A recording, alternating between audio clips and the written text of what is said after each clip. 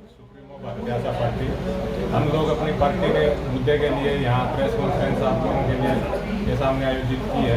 हमारी पार्टी का एक पहला और प्रमुख मुद्दा है प्रत्यक्ष लोकतंत्र की स्थापना। आज तक अपने देश में अप्रत्यक्ष लोकतंत्र चला है।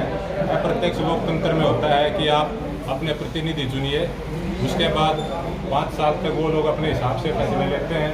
वो लोग जो मर्जी फैसला लें या निर्णय लें, जनता का उस पर कोई रोक टोक कोई अधिकार नहीं होता। इसीलिए लगातार जनता का शोषण हो रहा है। इसलिए हम लोग जो लोकतंत्र में एक दूसरी प्रकार का लोकतंत्र होता है, प्रत्यक्ष लोकतंत्र, उसकी डिमांड करते हैं और जनता से भी यह तो आश्वासन देते हैं जनता को कि अगर हम लोग सत्ता में आते हैं तो हम लोग प्रत्यक्ष लोकतंत्र की स्थापना करेंगे। प्रत्यक्ष लोकतंत्र का मतलब है कि जो भी बड़े नीतिगत फैसले होते हैं उसके लिए जनता में वोटिंग कराई जाती है, ना कि कुछ नेता कुछ उद्योगपतियों के साथ मिलकर अपनी मर्जी से वो कोई भी फैसला नहीं ले सकते। अभी आप लोगों को मैं 3 उदाहरण दूंगा जो अप्रत्यक्ष लोकतंत्र की वजह से सिरदर्द का कारण बने हुए हैं। सबसे पहले आप देखिए, अभी जो किसान आंदोलन हुआ, सरकार ने बिना किसानों से पूछे 3 काले कानून पास कर दिए।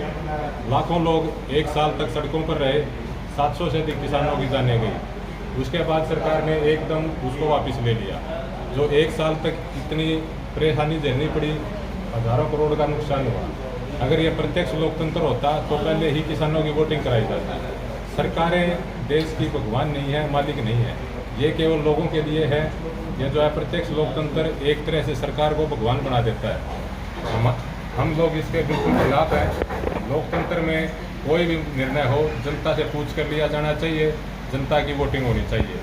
अगर किसान आंदोलन में किसानों की वोटिंग कराई जाती तो ये आंदोलन होता ही ना वो काले कानून पास होते, ना लोगों का समय खराब होता। दूसरा मुद्दा अपना लोकल मुद्दा देखिए आप, करावर में ब्राह्मण समाज की ज़मीन का, अगर उसको आप देखो प्रत्यक्ष लोकतंत्र होता तो करावर के लोगों ने ही वोटिंग करनी थी।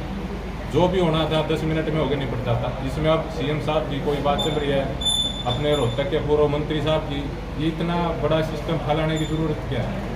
अप्रत्यक्ष लोकतंत्र बहुत भयंकर घोटालों को और रिश्वतखोरी को जन्म देता है। कोई भी सरकार आई हो, आज तक कोई भी प्रोजेक्ट हुआ हो, बिना भ्रष्टाचार के, बिना कमीशन के एक भी आज तक कोई भी प्रोजेक्ट नहीं हुआ है। आप मीडिया में अपनी छवि जैसे मर्जी मैनेज करते रहो कि मैं ईमानदार हूँ, फलाना ढिमका, कुछ नहीं होता। ये कहने की बातें होती हैं। हम सरकार से ये मांग करते हैं कि अगर आप लोग वास्तव में ईमानदार हो, सही हो, तो जनता को अपने फैसले स्वयं करने का अधिकार दो। और ऐसा नहीं है कि ये कोई बिल्कुल अजूबी मांग है कि दुनिया में कहीं हो ही नहीं रही।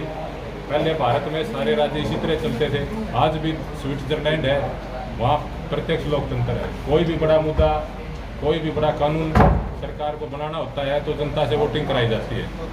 आप लोग या तो ये कहना छोड़ दो कि जनता के लिए लोकतंत्र होता है, जनता के लिए, जनता के द्वारा, या फिर जनता को वास्तव में लोकतांत्रिक अधिकार दो। और अब तो मानव का, आपका सामाजिक और मानसिक स्तर लोगों का इतना गिर चुका है कि अब अप्रत्यक्ष लोकतंत्र के लिए देश में जगह नहीं है।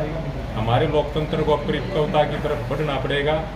इसलिए मैं अभी मौजूद हर सरकार से आग्रह करता हूँ कि आप लोग प्रत्यक्ष लोकतंत्र की तरफ बढ़िए। हर सरकार का मतलब ये है कि केवल भाजपा नहीं, भाजपा ठीक है केंद्र में है, लेकिन 3 सूची होती हैं आपकी। एक आपकी स्टेट लिस्ट होती है, एक यूनियन लिस्ट होती है, एक कंकरेंट लिस्ट होती है। आप अगर पब्लिक एडमिनिस्ट्रेशन करो तो उसमें जो राज्य में का सब्जेक्ट है स्टेट लिस्ट, उसमें 61 सब्जेक्ट हैं, 61 मुद्दे हैं, अलग अलग 61 विभाग हैं। उन पर राज्य सरकारें कानून बना सकती हैं। जो कंकरेंट लिस्ट होती है, समवर्ती सूची जिसे हिंदी में बोलते हैं, उसमें राज्य सरकार और केंद्र सरकार दोनों कानून बना सकती हैं। उनकी संख्या 51 है। और जो केंद्रीय सरकार की जो यूनियन लिस्ट बोलते हैं, जैसे संघीय सूची, उसमें 98 सब्जेक्ट हैं, 98 विषय हैं, जैसे रक्षा हो गया, रेल हो गया, एटॉमिक एनर्जी हो गई। इन पर केंद्र सरकार ही बना सकती है। तो केंद्र सरकार तो सब पर ही बना सकती है, भाजपा सरकार तो, क्योंकि इसका अधिकतर राज्यों में भी इसकी सरकारें हैं, केंद्र में भी है। लेकिन कोई कांग्रेस हो या आम आदमी पार्टी या और सरकारें हैं और दूसरी पार्टियों की, वो लोग भी, उनकी कंकरेंट लिस्ट और स्टेट लिस्ट के लगभग 110-12 मुद्दे बनते हैं। इन विषयों पर वो सरकारें कानून बनाकर लोगों को अधिकार दे सकती हैं। हमारा बस इतना ही कहना था कि अब अपने लोकतंत्र को परिपक्वता की तरफ बढ़ाते हैं। इस तरह की एक तरफा कानूनी कार्रवाई। अब आप लोगों पे लोग परेशान होकर सड़कों पर आते हैं, किसी के पानी नहीं आ रहा, बिजली नहीं आ रही, लोग सड़क पर आएंगे, लाठीचार्ज उन पर होगा, केस उन पर लगेगा। जबकि केस लगना चाहिए उस विभाग से संबंधित अधिकारियों पर। उनकी जिम्मेदारी है कि वो समय पर हर तरह की नागरिक सुविधाएं हमारे नागरिकों को प्रदान करें। बस हमारा यही विषय था। अब इस विषय पर हम पूरे स्टेट में घूमेंगे, बात करेंगे, और आप लोगों से, मीडिया के साथियों से, और जितने मेरे देशवासी सुन रहे हैं, सबसे यही निवेदन है कि आप जिस भी पार्टी में रहो, उनके नेताओं को बोलो कि भाई प्रत्यक्ष लोकतंत्र की स्थापना करो। हम लोग अब गुलाम बनकर और अधिक दिन नहीं रहेंगे कि एक बार आपको चुन दिया तो 5 साल तक आप तो जो मर्जी करो। हम लोग गुलाम के गुलाम ही रह जाते हैं। कि मेयर का इलेक्शन लड़े थे, ये भाई पार्टी के साथ आज विधिवत रूप से इनको पार्टी ज्वाइन करवाई जाएगी। तो भाई पार्टी की विचारधारा से पूरी तरह सहमत हैं। अभी इनको एक बार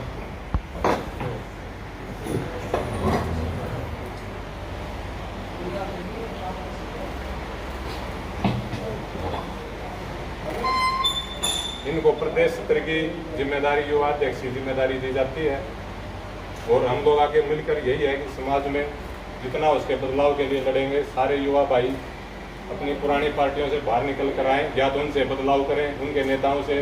आप लोग जितने मीडिया वाले भाई हैं, खासकर यूट्यूबर, हर नेता से ये प्रश्न करें कि आप प्रत्यक्ष लोकतंत्र की तरफ क्यों नहीं चलते, आप लोगों ने हमें प्रत्यक्ष लोकतंत्र में क्यों फंसा रखा है। नमस्कार। मैं अपने हाँ जी, आज की इस प्रेस कॉन्फ्रेंस में आए हुए मैं अपने छायाकार पत्रकार साथियों का स्वागत करता हूँ। अपनी जो भारतीय आशा पार्टी है, इसके ऊर्जावान प्रेरणास्रोत भाई विशेष बामण का मैं दिल की गहराइयों से स्वागत करता हूँ, अभिनंदन करता हूँ कि उन्होंने मुझे प्रदेश सदर की जिम्मेदारी दी है, और इस जिम्मेदारी को मैं अपने दिल से निभाऊंगा। प्रत्येक गांव, प्रत्येक शहर को हम अपने साथ जोड़ेंगे। घर घर जाके हम भाई की नीतियों का हर जगह पे जाके अपने घर घर पहुँच के इनकी नीतियों को पहुँचाएंगे जन जन तक। पार्टी का देख सकते हैं स्तर, जितनी हम मेहनत कर रहे हैं। इन भाई की 9-10 हज़ार वोट मेयर इलेक्शन में आई थी। इस स्तर के जब युवा नेता हम लोगों से जुड़ रहे हैं, तो हमें उम्मीद है कि जल्दी हम पूरे हरियाणा में अपना परचम लहराने में कामयाब होंगे। नमस्कार।